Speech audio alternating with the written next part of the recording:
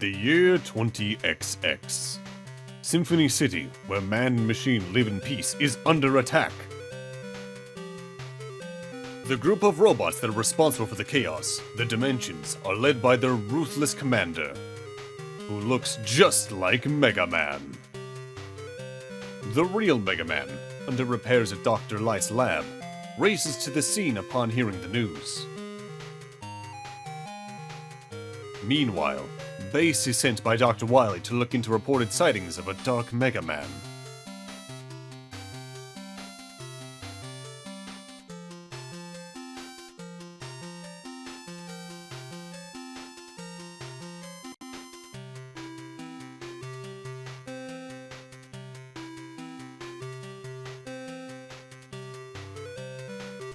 I am the great Megaman-Shadow.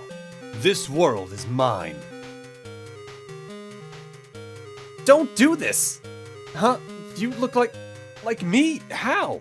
Two Megamans? Whatever. I'll destroy them both. We'll fight later, Base. I have to stop them. This isn't over. Guess I should save Wily's lab.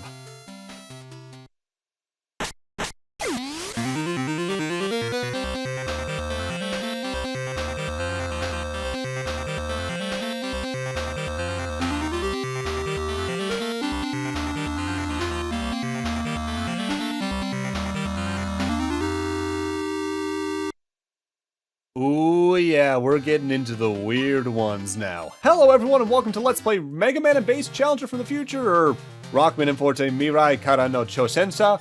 This is a Japan-only semi-sequel follow-up to Mega Man and Base for the Japan-only handheld, the Bandai Wonder Swan, which I'll talk more about the history of probably in a part or two.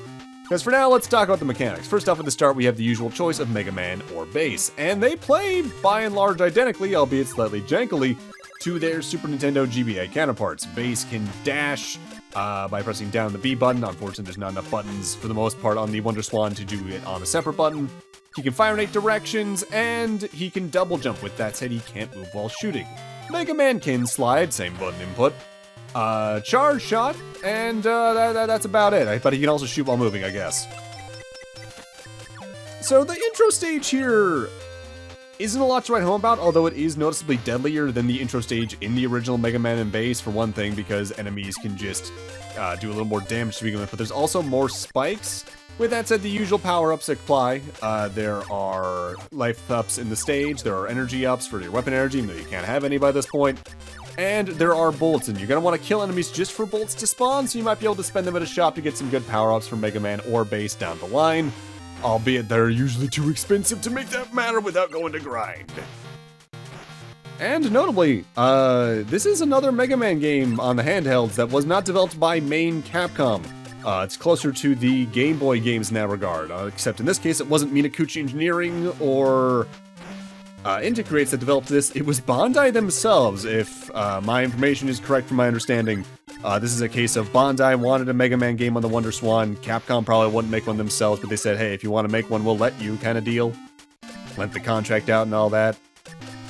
Licensed, that's the word. For the intro stage here, though, as Base, there's not a lot of advice I can give you besides take your time and stay at a distance from enemies when you try to take them out. Because the unfortunate thing about Base, yes, he can aim in all like directions and double jump, but his Buster is inherently weaker than Mega Man's to the point where killing even just standard enemies takes a little too long. So in some regards it is better to just avoid enemies, but you can't get his Buster stronger without getting bolts by killing enemies, so you see the problem here.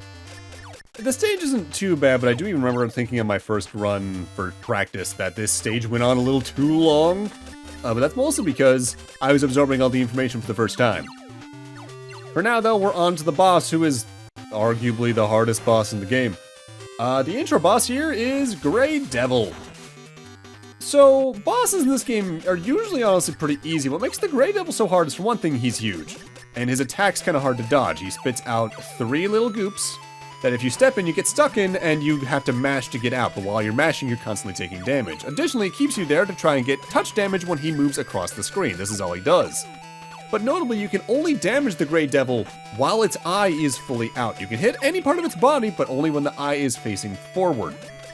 This makes this fight go on a little bit too long, considering base can at most do only 1 damage at a time, but it's at least kind of reflective of how base's playstyle is going to go throughout, admittedly. The main reason we're starting with base for this run is, frankly, because he's the longer playthrough to begin with, but also because I'm just kind of mimicking what I did for the Mega Man and base playthrough. Sure, it took 6 years to go from base to Mega Man in that case, but we're doing it all in one run this time anyway. Also, I should note, yes, this game is Japan only, but back in like 2016 or so, I think, a user by the name of Nick DC, I believe, made a fan translation and even changed the logo on the title screen. And that fan translation is available on romhacking.net. There will be a link to it in every description, as well as in the playlist, in case for some reason you want to play this one, in case you really just want to try every Mega Man game at least once. And that's the intro boss. It just sort of ends. You beat Grey Devil. Not bad. Pity you wrecked my base as well. Who are you? You seem familiar. Perhaps we're related. Fight my crew, and I'll tell you. And now we're brought to the save screen. You have 3 save slots, and you can save at any point. Pretty straightforward stuff. But from there, we go on to the stage select, which is noticeably easier to process than the first game. We only have 4 bosses to start, and this is most of the bosses in the game. And we're going to start with this guy.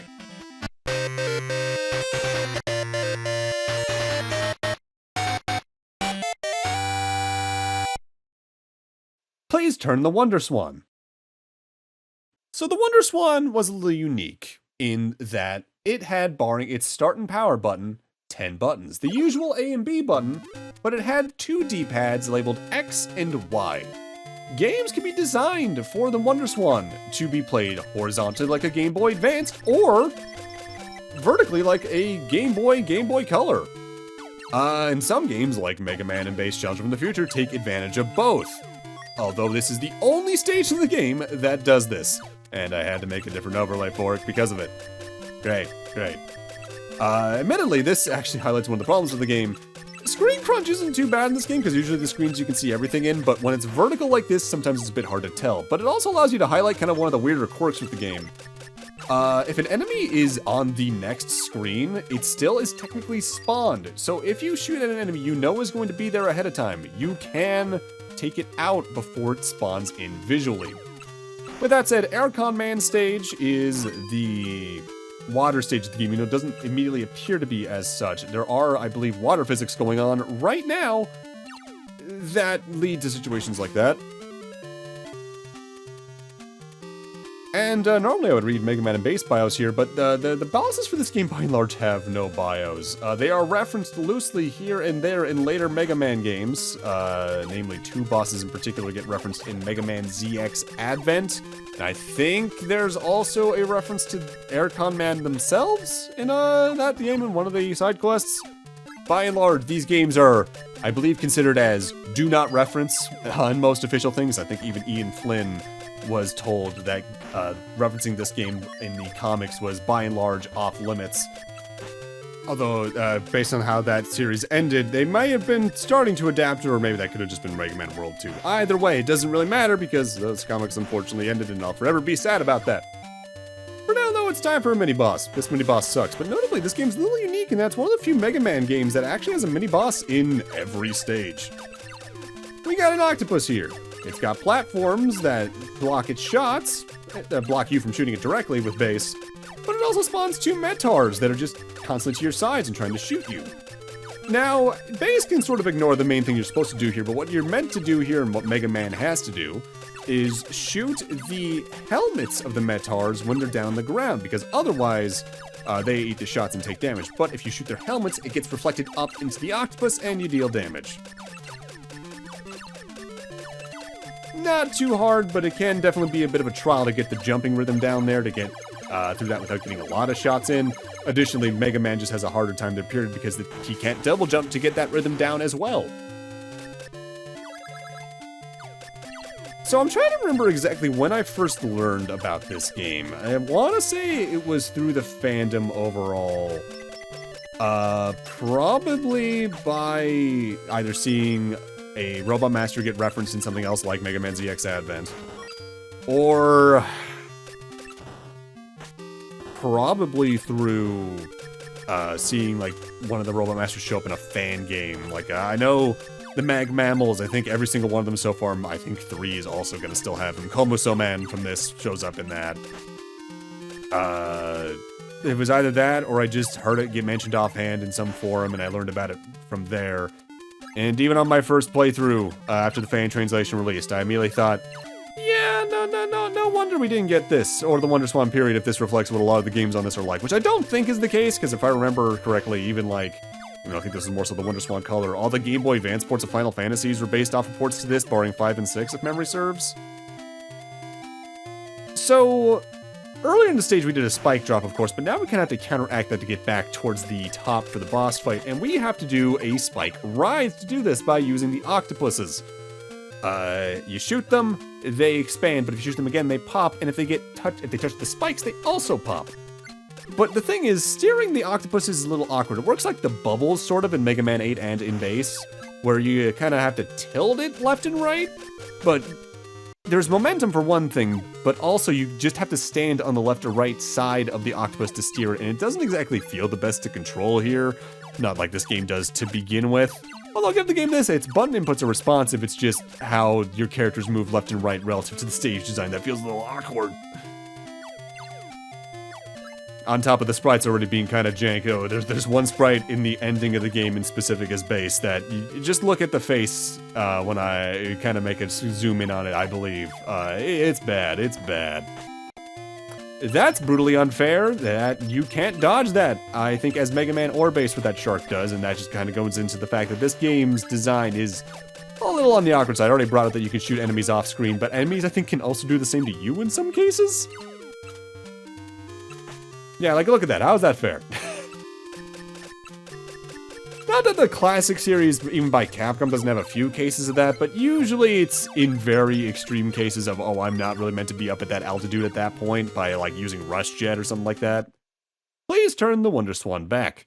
You don't even get to fight Airconman looking like that. You have to fight him in the usual perspective. So the reason we actually went after Airconman first is his weapon. But Aircon himself isn't even that bad of a fight. He starts off by rising up and firing some cubes in the air that he then will become invincible and wave wind at you to try and make them run into you. He then jumps up to the center of the screen and sends out clouds that go from either direction from him. They then converge on the bottom of the screen, trying to kind of trap you between them. It's not a crushing hit, it just does damage, but it does hurt all the same. And then he'll land on the opposite side of the screen and suck 3 Metars in that will just do damage. You're meant to slide under, I think, as Mega Man, but base doesn't really have a way to avoid them. This fight isn't hard, and because the bosses in this game have 0 invincibility frames, you can do the damage pretty quickly. It's just a matter of getting past either the invincibility it has during one attack or dodging the attacks otherwise. Notably, as Mega Man, and we'll even see this in several parts, you're meant to use the clouds as platforms to actively reach Airconman in this case, but we don't have to worry about that as base because you can just aim up and shoot him. Pretty straightforward. Now, this isn't so much the case with Airconman. His name is the same no matter what, but the Robot Masters in this game did get their names translated for the fan translation, but by and large, by the fan base, they are known by other things. I already said Komuso Man earlier, but for instance, there's one in this fan translation called Bullet Man, whose name is otherwise Dangan Man. And that's it. For beating him, we get easily the best weapon in the game, the base Cyclone. It's a little unruly though, because it waves up and down sort of like a wave beam from Metroid, but it just does mass damage to most bosses and enemies. It's the weakness of, I think, like 3 bosses in the game too. It's absurd. Good stuff. But with that, I'm going to need to end this off here. Thank you guys for watching, and in part 2, we're going after, if memory serves, a good 2 or 3 Robot Masters. See you guys then.